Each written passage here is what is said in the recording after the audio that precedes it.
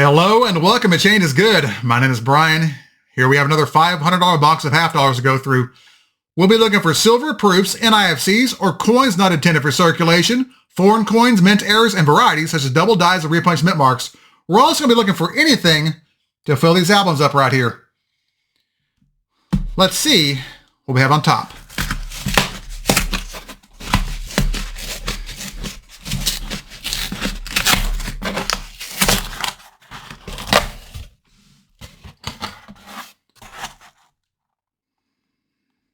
Nothing screams silver. All right. Be back when I have a find. Roll number 8, we've got a double die. Let's check it out under the scope. Here we have a 1971 D in a very late die stage, so it's hard to see all the details, but you can still see the extra thickness here in the motto and the date. And if you look at the word trust, you can still see remnants of deep notches here at the bottom of both legs of the R, large splits here at the top of the U on both sides, and extra thickness here in the S and the last T. You can also see extra width in the letter T in Liberty with widened split serifs on both sides. And although it's hard to see on this example because of the late die stage, there are also notches here at the middle bar of the letter E in Liberty. This is DDO number 9 on Variety Vista and can be identified by the heavy doubling here in the word trust, as well as the shape of the letter I over here in the word N, as it's the older style used on the 60s coins.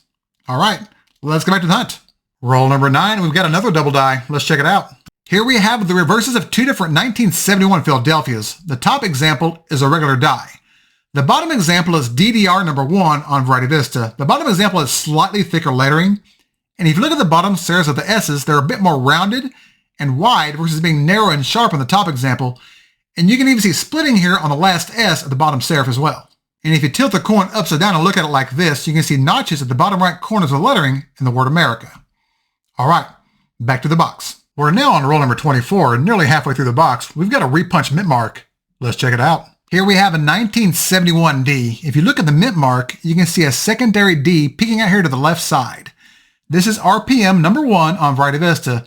It's probably one of the most common RPMs you can find on Clyde half dollars. All right, let's go back to it. Roll number 30 will give us a pair of finds. The first one is an NIFC, or a coin not intended for circulation. It's a 2011 P with a mintage of 1.75 million. It's a bit scratched up, not exactly pretty anymore.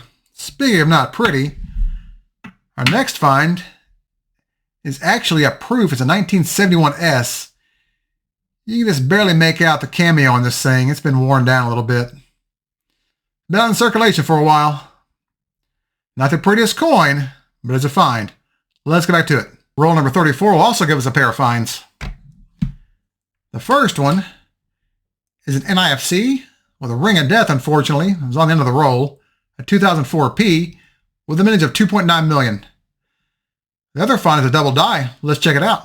Here we have the reverses of two different 1972 Ds. The top example is a regular die. The bottom example is DDR number 2 on Variety Vista. As you can see, the lettering is a bit thicker on the bottom example.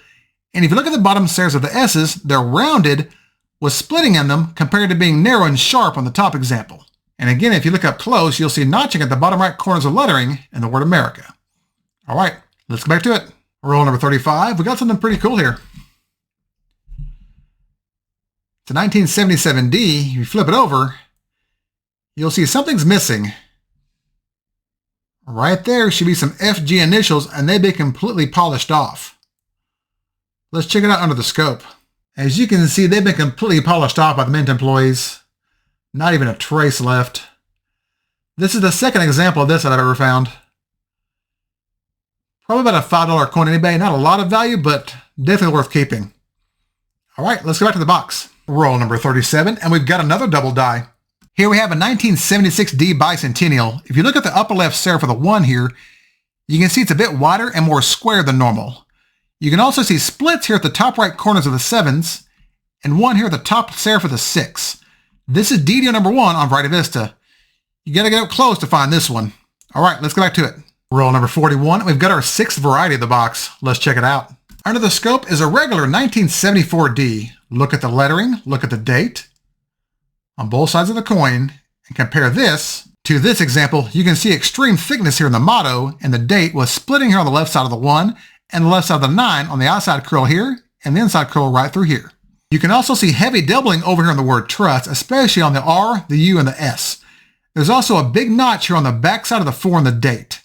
This is DDO number 1 on Variety Visitor, or the FS 101 of the Cherry Picker's Guide. It's a pretty common variety, but also a pretty cool one. Let's go back to the box. Roll number 45. We have a miscellaneous find. It's a gold-plated 1976P bicentennial. Well, we got no silver so far, but we got some gold. Let's keep going. The box is empty. It's recap time. Well, that was a pretty good box. We had 11 finds in total, with 6 of them being varieties. We had a 1971P DDR number 1, a 71D RPM number 1, a 71D DDR number 9, a 72D DDR number 2, a 74D FS101, a 76D DDR number 1, and 2 NIFCs, a 2004P, 2011P. We also had a 1971S proof, 1977D with no FG, and a gold-plated bicentennial. And you see, without a scope, this would have been a very tough box. There would have been 2 damaged NIFCs, a damaged proof, 1 77D no FG, which would have been in the find of the box, and 1 gold-plated coin. Not much to show for. Unfortunately, all those finds are already in the albums, and there were no upgrades. We have a total of 27 boxes hunted, with 125 slots filled out of 297. And as always, thank you all so much for watching. If you enjoyed this content, or maybe learned something new, hit that thumbs up and subscribe. And if you have any feedback or questions about any of these finds, feel free to leave me a comment and I'll get back with you as soon as I can. Thanks again, and remember, every coin has a story, and some of those stories are golden. I'll see y'all next time.